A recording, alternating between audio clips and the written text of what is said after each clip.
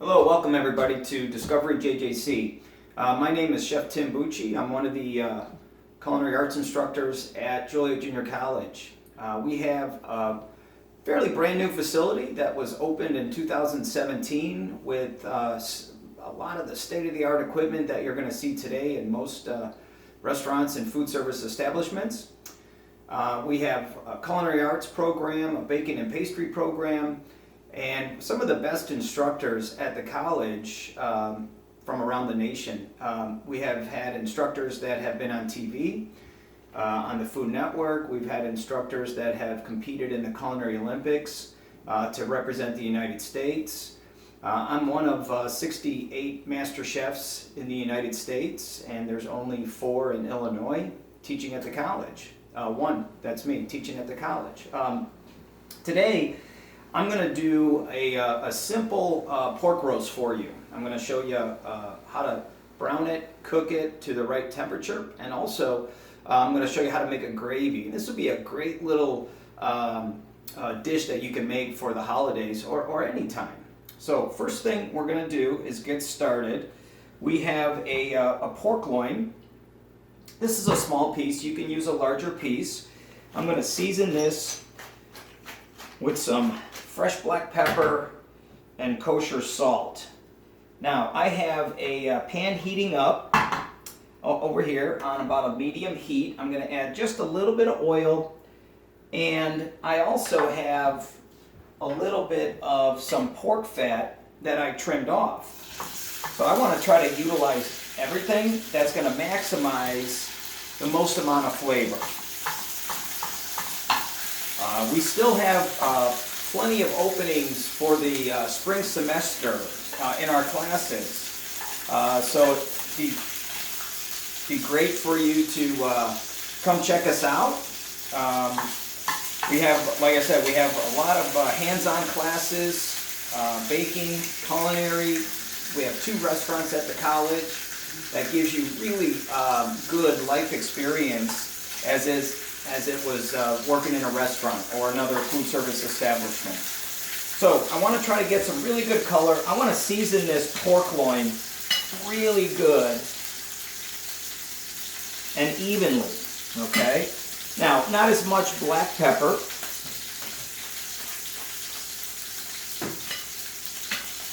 I'm going to start with the fat side down. Now, I want some really beautiful color on this pork loin, okay? While that's browning, what I did for you, I started another pork roast, okay? Look at that beautiful color. That's what we're going to achieve here, okay? I actually put a little bit of rosemary and garlic on it towards the end of the cooking. Beautiful color all around, okay? Now, to check for doneness, what we would want to use is some kind of thermometer. This is an instant read thermometer. You can get these for, $4 or $5 at grocery stores or online. And we want to check the internal temperature of this pork roast. Now, I like to go right through the end instead of going straight down, because that's going to give you a misread of the internal temperature. I want to pull this for this pork roast. I want to pull this out of the oven at 130 degrees.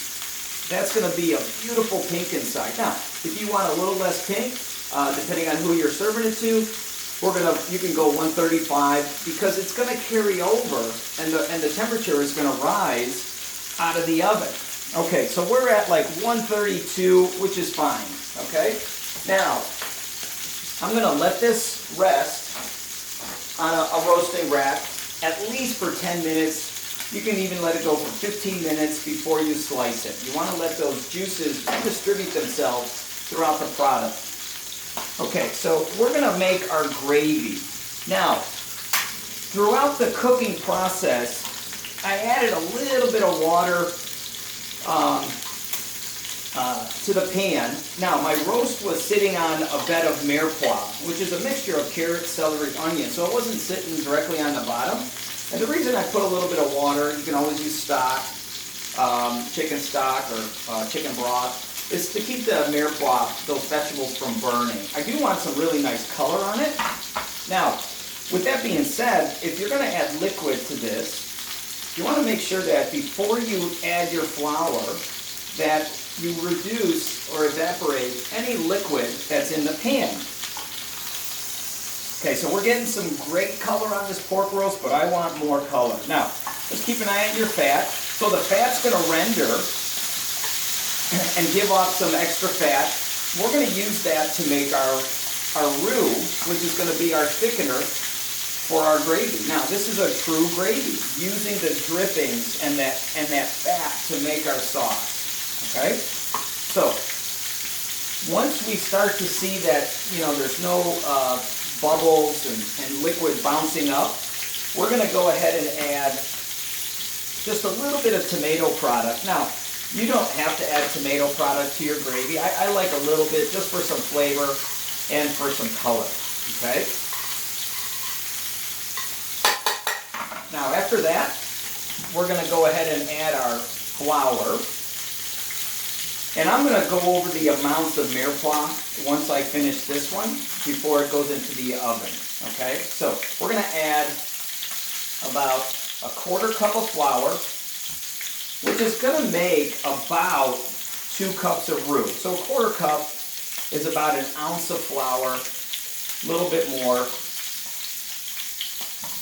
Now, if your pan looks very dry, you can always add a little bit of oil.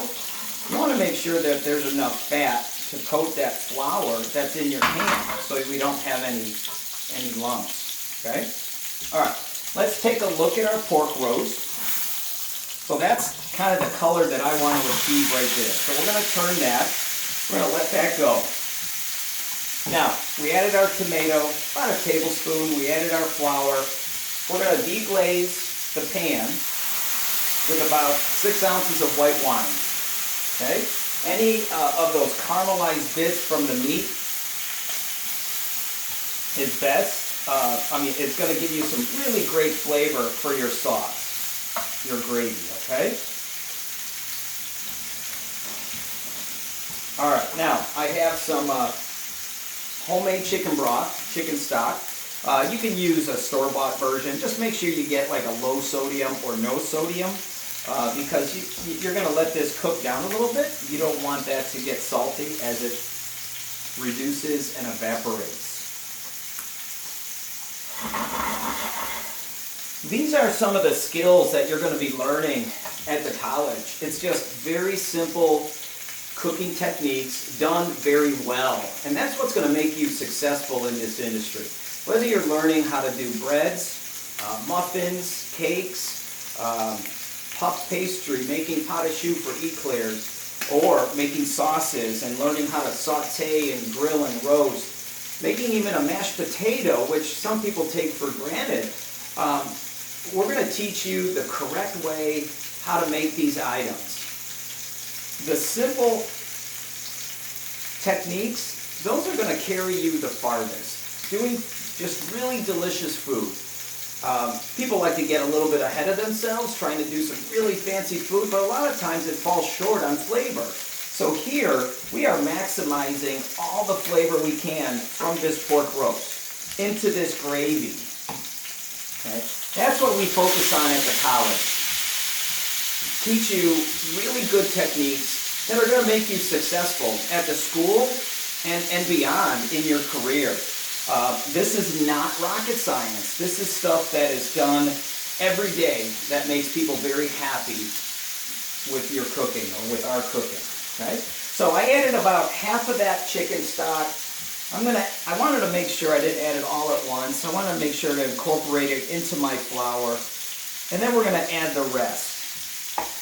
Sometimes if you add too much at once, you're going to get lumps in your sauce or gravy. So I got a really beautiful color here. I want to make sure I get up all those caramelized bits that fond on the bottom of the pan. All right, so now, normally I may not do this in a saute pan. I may start it in a saute pan and then I might finish it in a saucepan. Okay, so now we're getting some really great color here, okay? And you can see I got a lot of fat and drippings developing in the pan, and that's great. That's what we want, okay? We want that fat. That's going to create our roux. Now, as far as our mirepoix goes, I have about a half a cup of large chunks of onions, carrots, and some celery, okay? Just some large pieces so that they don't burn. I have a quarter cup of celery, a quarter cup of carrots, and we're going to make sure we brown this all around, okay? Now, you can see our gravy starting to come to a boil. I want to lower that to a simmer, all right? I need to grab a spoon. Now, you see that scum, that foam that's developing? As that's developing, give that a skim. We want to get that out of there. That's some of the impurities from the stock and vegetables, some protein that's rising and coagulating or cooking on the top. We want to get that out of there. We want to make sure we clean our sauce so that we have a really delicious flavor and great color. Okay, so that's what we're looking for in terms of color here. All right, I'm just going to set that roast aside. I'm going to add my mirepoix. And then I have some rosemary stems that I have left. I have a little thyme sprig. If you have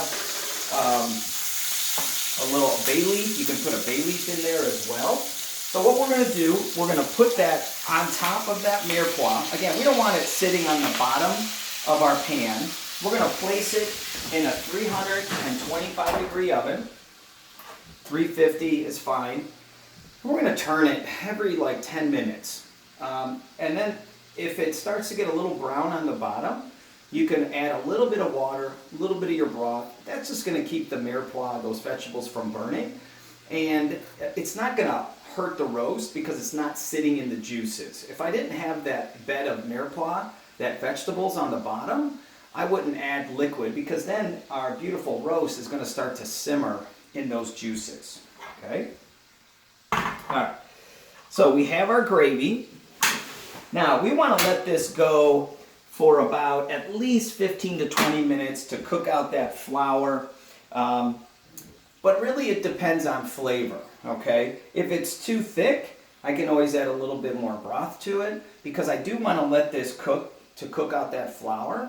If it's too thin, then we can evaporate some of that moisture and let it thicken up naturally. We've already added some flour. We don't need to add anything else at this point, okay? Now, what we're going to do, once this is done, we're going to strain that into a saucepan, okay? And we are going to add a little bit of butter, a little bit of lemon to this as well.